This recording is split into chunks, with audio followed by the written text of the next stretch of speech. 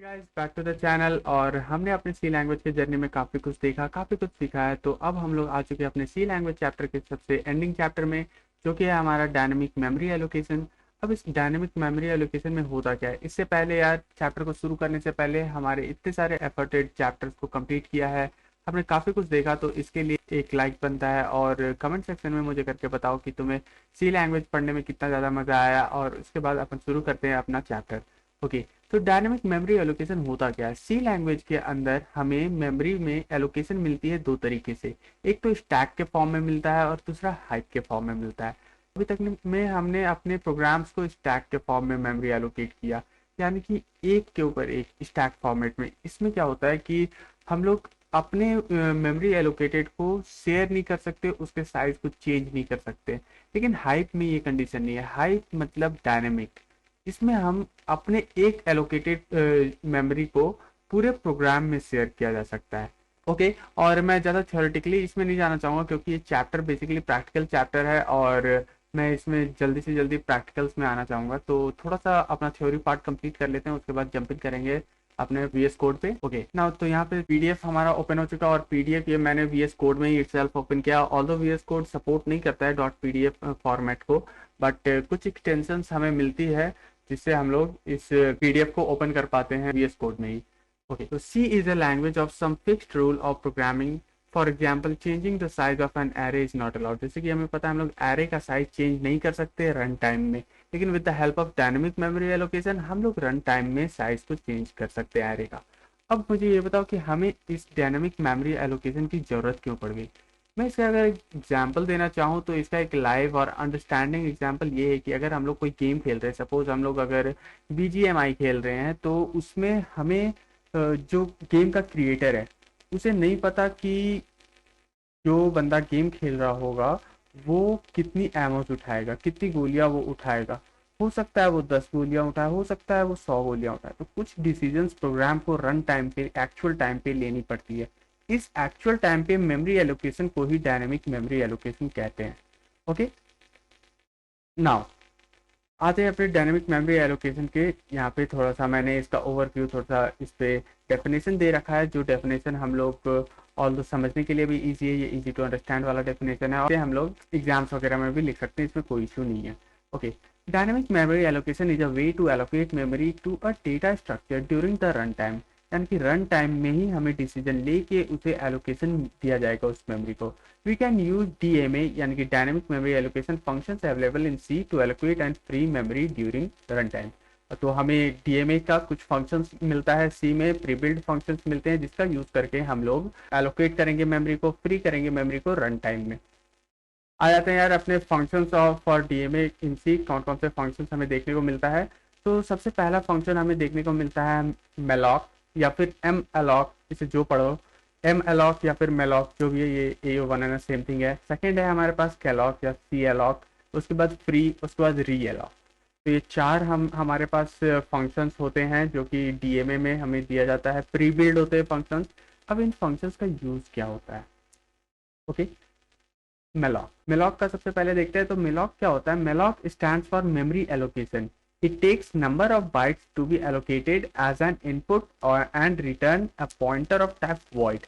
ये void type का pointer return करता है।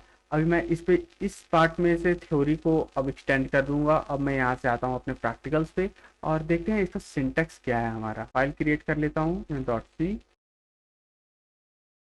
अपना बॉयलर प्लेट कोड उठा लिया हमने यहाँ पे। अब सबसे पहले मैं इंट स्टार ptr बना लूंगा। ptr equals to malloc. यहाँ अब मुझे यहाँ पे दो चीज डालनी है। मुझे यहाँ पे डालनी है एक तो साइज, अपने PDF में देखते हैं। एक तो मुझे यहाँ पे एरे का साइज, मुझे कितना साइज चाहिए वो डालना है। और एक मुझे चाहिए कि वो कौन से रिटर्न टाइप में मुझे ये एरे को क्रिएट करना है। ये अगर 30 साइज का अगर मैं एरे क्रिएट कर रहा हूँ तो इसका डेटा टाइप क्या होगा, उस चीज़ का साइज डालना है। तो अगर मैं यहाँ पे लिख दूँ, अगर मैं यहाँ पे लिख दूँ 30*, सपोज अगर मैं इंटीजर में जा रहा हूँ तो 4, तो क्या ये एक सही तरीका है मेलॉक फंक्शन को लिखने का? क्या ये एक सही तरीका है? मैं कहूँगा कि नहीं, ये सही तरीका नहीं है, क्योंकि मैंने यहाँ पे डेटा टाइप को, इंटीजर डेटा टाइप को यहाँ पे मैंने हार्ड कोड कर दिया। हार्ड कोड कहने का इंसेंस मैंने यहाँ पे प्री डिफाइन कर दिया कि वो डेटा टाइप का 4 बाइट का ही है, उस डेटा टाइप यानी कि इंटीजर डेटा टाइप को 4 बाइट ही मिलेगी। लेकिन हो सकता है कि कोई ये प्रोग्राम किसी ऐसे आर्किटेक्चर में रन किया जाए जहाँ पे उसे 4 बाइट की मेमोरी एलोकेशन ना मिले, हो सकता है वहाँ पे 2 बाइट की हो, तो ये प्रोग्राम मेरा वहाँ पे मिसबिहेव कर सकता है। ओके, तो मैं यहाँ पे क्या करूँगा, मैं यहाँ पे साइज ऑफ ऑपरेटर का यूज करूँगा। Size of int, size of int, इससे मुझे इंट का जो भी साइज होगा मेरे आर्किटेक्चर में वो मुझे मिल जाएगा।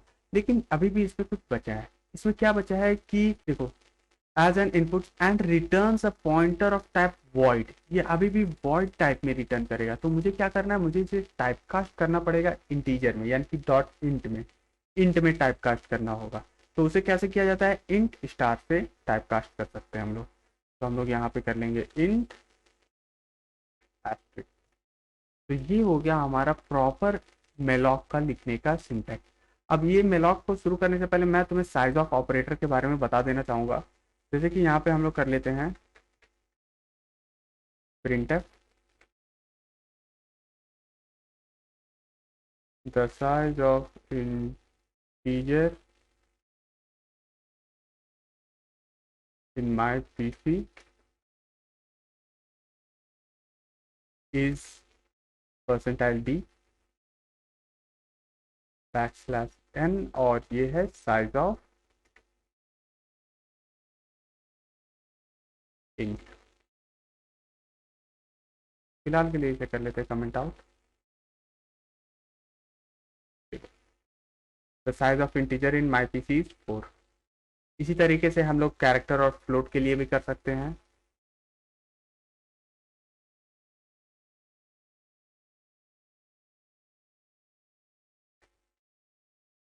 ऑब्वियसली यहाँ पे भी मुझे फ्लोट लिखना पड़ेगा, और यहाँ पे क्या है, ये परसेंटाइल डी ही रहेगा क्योंकि एट द एंड जो मेरा ये नंबर है ये तो इंटीजर ही है, तो इसलिए यहाँ पे 4 ही रखेंगे, परसेंटाइल डी ही रखेंगे हम लोग। ओके, मैंने इसे सेव नहीं किया शायद।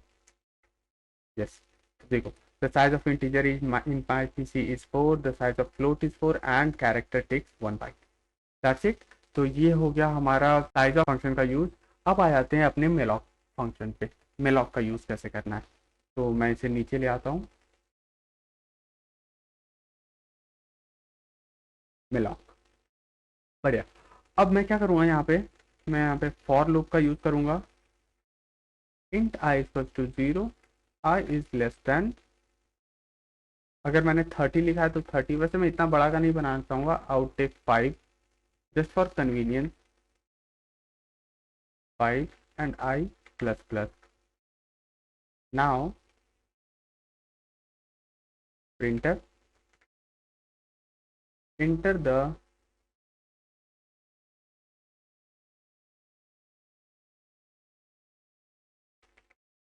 the value of element percentile d, जो कि है i plus 1। नाउ स्कैनर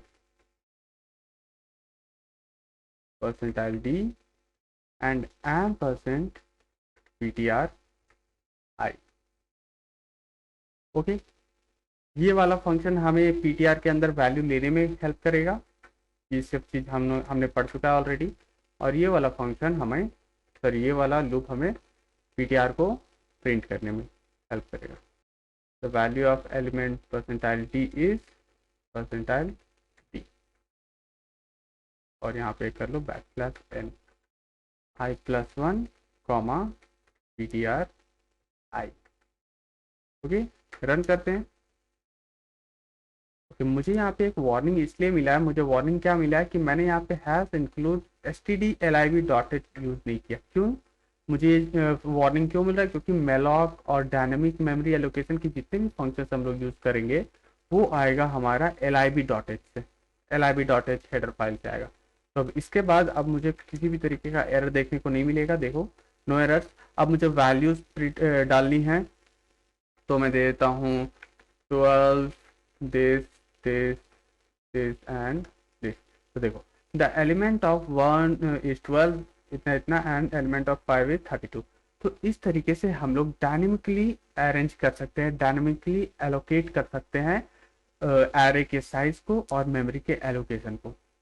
आगे बढ़ते हैं अपने पीडीएफ की तरफ। तो यहाँ पे हमारे पास क्या है कि quick quiz, write a program to create a dynamic array of 5 float using malloc, जो कि हमने किया। हमने यहाँ पे इंटीजर के लिए किया।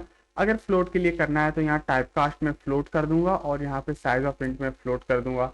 That's it. उसके बाद मुझे यहाँ पे तो एलिमेंट का वैल्यू आएगा, तो यहाँ पे परसेंटाइल डी रखना है। स्कैन एफ में परसेंटाइल एफ कर लेंगे और उसके बाद जैसा है वैसे मुझे प्रिंट कर देना होगा वैल्यू के साथ। आगे बढ़ते हैं यार, क्विक क्विज को स्किप करते हुए, क्योंकि ये इजी है। आगे बढ़ते हैं, आगे है केलॉग फंक्शन। अब केलॉग फंक्शन क्या होता है, केलॉग फंक्शन की जरूरत क्यों है हमें? देखो, Kellogg function stands for continuous allocation. It initialises each memory block with a default value of 0।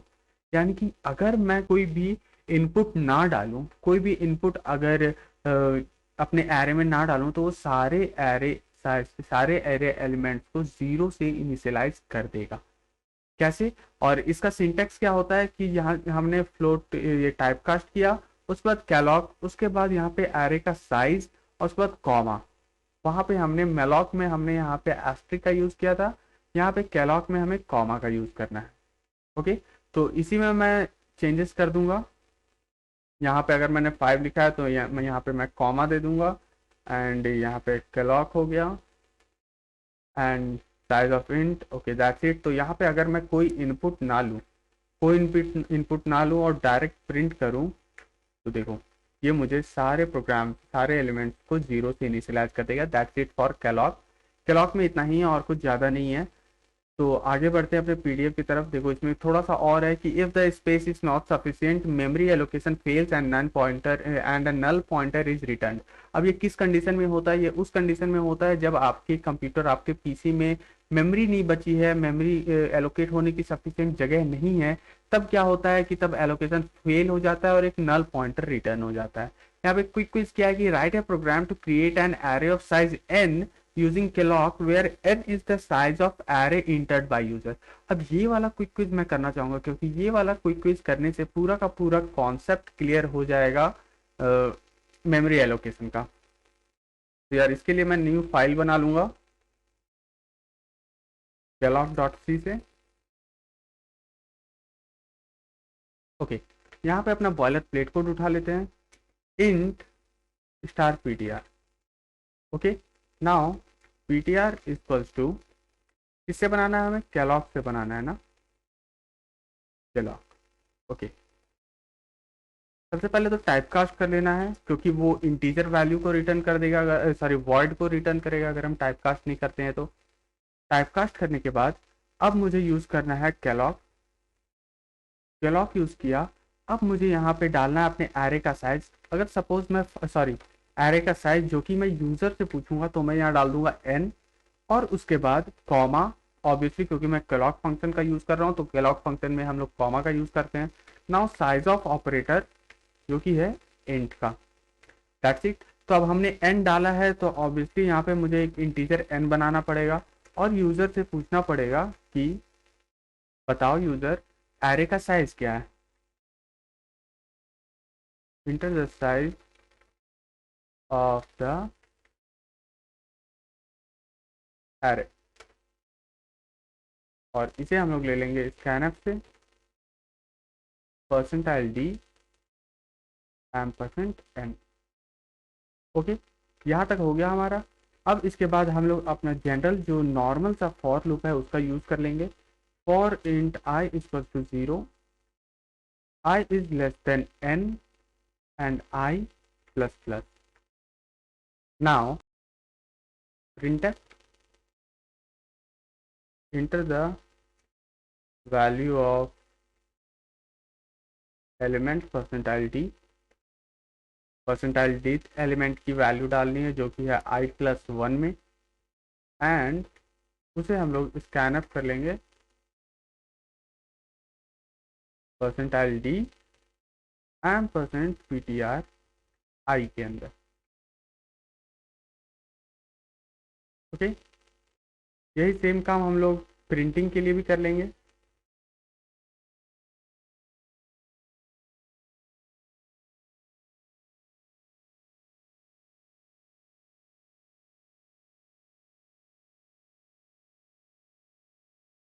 The value of element percentile D is percentile D \n comma ptr I, that's it. And obviously यहाँ पे मुझे use करना होगा stdblib.h।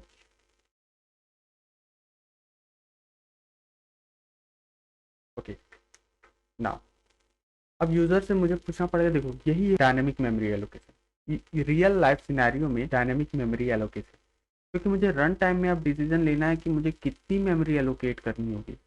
तो कितनी memory allocate करनी होगी उसके लिए मैं यूज़ कर रहा हूँ, सपोज अगर मुझे 10 मेमोरी एलोकेट करनी हो तो मैं यहाँ पे 10 डाल दूंगा एंड उसके बाद मैं एलिमेंट्स की वैल्यू डाल सकता हूँ 1 2 3 4 5 6 7 8 9 एंड 10 11। देखो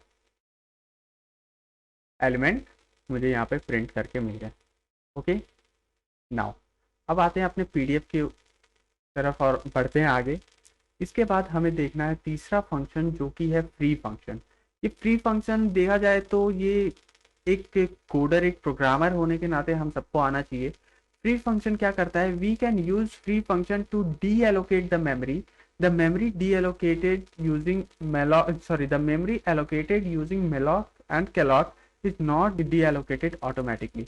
यानी कि ये जो मेमोरी हमने एलोकेट किया है इसमें, ये मेमोरी ऑटोमेटिकली डी एलोकेट नहीं होगी। इसे डी एलोकेट करने के लिए हमें फ्री फंक्शन का यूज करना होगा। ओके ना, तो हम लोग फ्री फंक्शन का यूज कैसे करेंगे, इस कॉन्सेप्ट को समझने के लिए यहाँ पे मैंने एक क्विक क्विज भी रखा है। Write a program to demonstrate the use of free function using malloc. तो इसे यूज करने, इसे अच्छे से इस कॉन्सेप्ट को समझने के लिए हम लोग यहाँ पे बना लेते हैं free.c और इसके अंदर हम लोग बॉयलर प्लेट कोड ले आते हैं, int स्टार ptr कर लेते हैं और ptr equals to int star malloc। Suppose मैंने यहाँ पे साइज डाल दिया 500 डाल देता हूँ, चलो 500, ताकि पता चले कि फ्री फंक्शन का फायदा क्या है। 500 इंटू साइज ऑफ इंट। अब देखो, अब मैं क्या करूँगा, मैं यहाँ पे करूँगा फॉर लूप का use. For int I is equals to 0, I is less than 500 and I plus plus. अब मैं क्या करूँगा, मैं यहाँ पे एक और बनाऊंगा ptr2। ऑब्वियसली मुझे यहाँ पे ptr2 भी बना लेना पड़ेगा, int ptr2 star ptr2। Okay, now अब मैं क्या करता हूँ, यहाँ पे मैं इसे टाइप कास्ट करता हूँ int स्टार malloc। मैं चाहता हूँ कि जब भी ये लूप चले तब एक बन जाए एरे, सपोज 4 लाख का, 4 लाख साइज का एक एरे बन जाए जो कि इंट साइज का, यानी कि वो 4 बाइट का एक एरे उसे मिले और वैसा 4 लाख एरे का साइज बनता जाए हर इनपुट में। ओके, तो ये अब इसके आगे का जो भी मैं कोडिंग कर रहा हूँ ये बस इसे डेमोन्स्ट्रेट करने के लिए, उसका कोई यूज नहीं है। तो मैं यहाँ पे ले लूंगा scan F percentile D %, ptr I। और अगर मैं एक प्रिंटफ ले लूँ तो और आसानी से समझने में आसानी हो जाएगी, एक ओवरव्यू अच्छा मिल जाएगा। द एलिमेंट इज, इतना ही लिख लेते हैं। ओके, अब मैं इसे रन करना चाहूँगा, यहाँ पे lib.h ऐड कर लेते हैं। ओके, तो अब मैं इसे रन करूँगा और इसे डेमोन्स्ट्रेट करने के लिए अच्छे से मैं अपना टास्क मैनेजर भी वन साइडेड पे ओपन कर लेता हूँ, ताकि रियल टाइम व्यू मिल जाए कि यहाँ पे हो क्या रहा है। तो हम यूज़ कर रहे हैं, हम रन कर रहे हैं free.exe फाइल को। तो मैं यहाँ पे सर्च कर लेता हूँ free.exe। देखो ये है वो वाला फाइल, ये इसने अभी कंज्यूम कर रखा है मेमोरी में 0.3 MB। तो अब मैं इसे जैसे ही रन करूँगा, जितनी बार ये रन करूँगा ये अपने मेमोरी कंजम्पशन को बढ़ाता जाएगा और ये ऊपर आता जाएगा। ओके, तो देखो सपोज यहाँ पे मैं, देखो इसकी एलोकेशन बढ़ती जा रही है, 0.3 से अब 0.5 हो चुका है। 0.6, 0.7, इस तरीके से ये बढ़ता जाएगा और ये तब तक बढ़ता जाएगा जब तक ये पूरे मेमोरी को कंज्यूम ना कर जाए। तो इस चीज से बचने के लिए, हम लोग क्या करते हैं, मैं इसे वापस से मैक्सिमाइज कर लेता हूँ। इस चीज से बचने के लिए हम लोग यूज करते हैं फ्री का। फ्री का सिंटेक्स बहुत प्यारा, बहुत इजी है, बस फ्री लिखना है, पीटीआर लिखना है एंड दैट्स इट। इसके बाद हम अपने मेमोरी को पूरे तरीके से फ्री कर चुके होंगे जितने बार भी रन करना होगा उसके बाद। ओके दैट्स इट, ये था हमारा फ्री फंक्शन का डेमोन्स्ट्रेशन वाला कोड। तो ये कर लिया हमने। आते हैं अब आगे बढ़ते हैं पीडीएफ की तरफ, और इसमें है री अलॉक फंक्शन। अब री अलॉक फंक्शन क्या होता है? Sometimes the dynamically memory allocation is insufficient और मोर देन रिक्वायर्ड। ऐसे में क्या करते हैं हम लोग, जैसे कि अगर मैं इसे सिंपल तरीके में बताऊं कि री अलॉक होता क्या है, यहाँ तो मैं सबसे पहले री अलॉक एक बना लेता हूँ, री अलॉक डॉट सी, और यहाँ पे ले आऊंगा अपना बॉयलर प्लेट कोड। अब यहाँ से मैं क्या करूंगा, मैं ये मेलॉक वाला फंक्शन कॉपी कर लूंगा। मैं यहाँ पे मेलॉक वाला फंक्शन कॉपी कर लेता हूँ। ओके, और इसे मैं हटा देता हूँ। तो देखो इसमें क्या होगा कि मैं इसी पॉइंटर का रीयूज कर सकता हूँ। यानी कि कहने का मतलब ये है कि अगर मैंने यहाँ पे 5 लिखा है, ये लूप 5 तक चल जाएगा और उसके बाद ये खत्म हो जाएगा। लेकिन मैं चाहूँ तो इस पीटीआर को वापस से री अलॉक के मदद से यूज कर सकता हूँ। जैसे कि यहाँ पे री एलोकेशन ऑफ पीटीआर कैसे करेंगे हम लोग यहाँ पे लिखेंगे पीटीआर, पीटीआर इक्वल्स टू री अलॉक, री अलॉक पीटीआर कॉमा। अब इसका सिंटेक्स क्या है? सिंटेक्स ये है इसका कि री अलॉक पीटीआर, यानी कि जिस पॉइंटर को हमें री अलॉक रीयूज करना है उसे, अब उसे कितने साइज के लिए हमें यूज करना है और उस साइज का टाइप कास्ट क्या होगा। तो अगर मैंने इसे 5 तक अभी यूज किया था, तो मैं चाहूंगा कि मैं अब इसे 10 तक यूज करूं और इसे साइज ऑफ इंट में डाल दूंगा, क्योंकि ये हमने बनाया था साइज ऑफ में, तो ऑब्वियसली हमें यहाँ पे साइज ऑफ डालना होगा। और यहाँ पे मैं कर लेता हूँ मेलॉक। ऑल राइट, ठीक है। अब इसे हम लोग कर लेते हैं वापस से इसी कोड पे, मैं इसे रन कर दूंगा और अब इसे हम लोग साइज कर लेंगे 10। तो देखो ऑल राइट, मैंने फिर से stdlib.h का यूज़ नहीं किया। तो ये इंपॉर्टेंट है क्योंकि ये सारे लाइब्रेरी फंक्शंस उसी से आ रहे हैं, तो बिना उसके यूज़ किए हम लोग इसके इन सब का फ़ायदा नहीं ले सकते। एंड ऑब्वियसली मैंने यहाँ पे मेलॉक किया तो यहाँ पे मुझे कॉमा नहीं, मुझे वहाँ पे देना पड़ता एस्ट्रिक का मार्क। अब मुझे कोई एरर देखने को नहीं मिलेगा। तो enter the value of element 1, अगर मैं 4 उसके बाद 5 6 7 4 ये डाल दूँ, तो देखो यहाँ मुझे ये प्रिंट करके मिल गया। ये पहले 5 तक लूप चला, यहाँ प्रिंट करके मिल गया।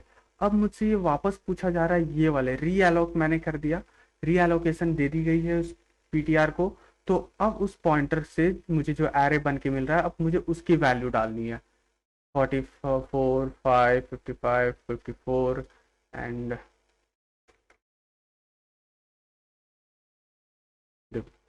The value, the value of element 1 is 10 तक गया, ये वाला लूप चला हमारा और फिर ये लूप एग्जिट कर गया। तो ये है तरीका री एलोकेशन का। ऑलराइट, तो यार यहाँ पे हमारा डायनेमिक मेमोरी एलोकेशन कम्प्लीटली हो जाता है खत्म। इसमें इतना ही है समझने को और इससे ज़्यादा कुछ नहीं है। यहाँ पे मैंने बनाया है एक डूडल, क्योंकि हमने कंप्लीट कर लिया अपने सी लैंग्वेज के जर्नी को। तो ये होता है हमारा सी लैंग्वेज की जर्नी का एंड। इसके बाद ऑब्वियसली हम लोग इसका प्रैक्टिस सेट कर लेंगे इसी वीडियो में, लेकिन उसको करने से पहले यहाँ पे मैंने एक डूडल बनाया जिसे तुम क्लेम कर सकते हो कि ये मैं हूँ। और एक तरफ मैं सोच रहा हूँ कि I have now completed C language, और दूसरी तरफ मैं ये सोच रहा हूँ कि I will not share this content with my friends also, because इस कंटेंट ने तुम्हें सिखाया सी लैंग्वेज को। और इस कंटेंट को, इस पूरे प्लेलिस्ट को अगर तुमने अभी तक एक्सेस नहीं किया है तो यार, अगर तुम अपने फ्रेंड्स को रेफर कर रहे हो तो तो उसे इस प्लेलिस्ट का डायरेक्ट एक्सेस दे सकते हो। इसमें तुम्हें बेनिफिट्स ये हैं कि तुम्हें रियल लाइफ सिनेरियो में सारे प्रैक्टिस के साथ, सारे प्रैक्टिकल्स के साथ तुम्हें नोट्स भी प्रोवाइड किए जाएंगे जो कि हैंड रिटन होंगे। मेरे खुद के पर्सनल हैंड रिटन नोट्स होंगे तुम्हारे पास, जो कि डिस्क्रिप्शन में तुम्हें पीडीएफ डाउनलोडेबल लिंक मिल जाएगा उसका।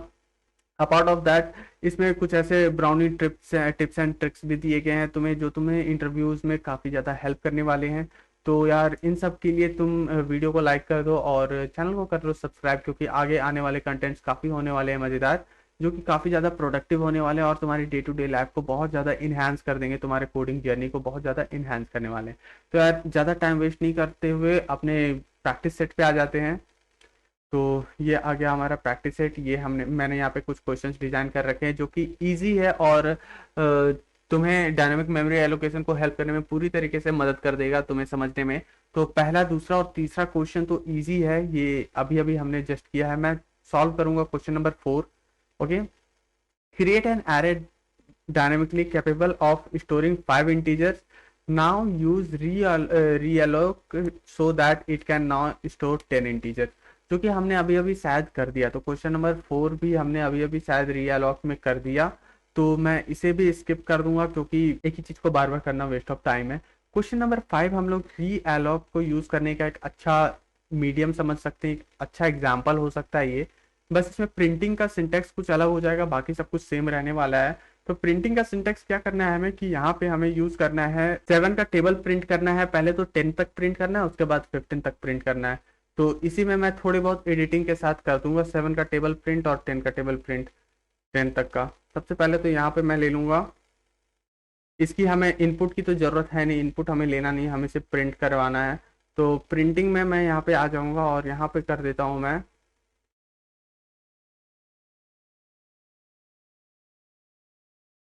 Percentile D into percentile D equals to percentile D. ये हमारा टेबल का फॉर्मेट जो होता है जनरल फॉर्मेट, इसी को मैं लिख रहा हूँ, कुछ अलग सा काम हो नहीं रहा यहाँ पे। तो यहाँ पे अगर मुझे 7 का लिखना है तो मैं 7 ही हार्ड कोड कर दूंगा, क्योंकि हमें क्वेश्चन में वही पूछा गया है। अपार्ट ऑफ दैट, मुझे यहाँ पे परसेंटाइल डी की जगह पे मुझे चाहिए i plus one and obviously 7 into i+1। Okay, यहाँ पे कॉमा आ जाएगा। दैट्स इट, ये हो गया हमारा प्रिंटिंग, ये हो गया हमारा प्रिंटिंग। और यहाँ पर मुझे 10 तक चलाना पड़ेगा लूप को। 10 तक चला लिया हमने। अब रीएलोकेशन करना है मुझे 15 तक, तो मैं यहाँ पे 15 लिख दूंगा और इस पूरे यहाँ से हटा दूंगा इसे और कॉपी कर लूंगा इस वाले सिंटेक्स को और यहाँ पे कर लेंगे 15। तो दैट्स इट, ये है। और यहाँ पे थोड़ा सा फॉर्मेशन के लिए, थोड़ा सा फॉर्मेट अच्छा दिखे इसके लिए हम लोग यहाँ पे प्रिंटफ ऐड कर लेंगे। The multiplication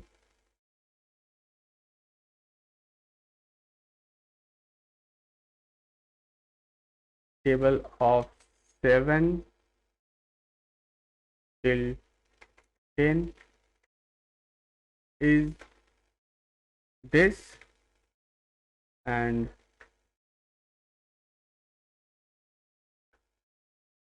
the multiplication table of 7 till 15 is this। Okay, that's it. इसे रन करते हैं तो देखो, the multiplication table of 7 till 10 is 7 into 1। मुझे यहाँ पे एक \n भी ऐड कर लेना चाहिए था ताकि हमारी प्रोग्राम की रीडेबिलिटी थोड़ी सी और अच्छी हो जाती, तो वो भी कर लेते हैं।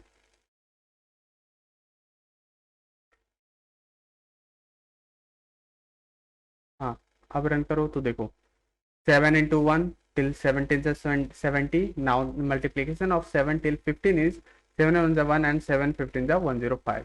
तो दैट्स इट, ये है क्वेश्चन नंबर हमारा 5। ये क्वेश्चन नंबर 5 हमने कर लिया। नाउ क्वेश्चन नंबर 6 है attempt problem 4 using Kellogg. Problem 4 को हमें कैलॉग के मदद से करना है। तो ये भी कोई टफ क्वेश्चन नहीं है, ये तुम कर सकते हो, ऑब्वियसली कर सकते हो। I have totally faith in you. Question number 7 मैं कर दूंगा, क्योंकि ये कुछ तुम्हारे टूल बॉक्स को यूज करने में, तुम्हारे टूल बॉक्स को थोड़ा सा इनहेंस करने में मदद कर देगा। क्योंकि क्वेश्चन नंबर 5 को हमने रीअलॉक के मदद से यूज किया था। क्या हम क्वेश्चन नंबर 5 को फ्री के मदद से यूज कर सकते हैं? क्या हम इस पीटीआर को फ्री करके उसके बाद हम लोग वापस से उस पीटीआर को यूज कर सकते हैं क्या?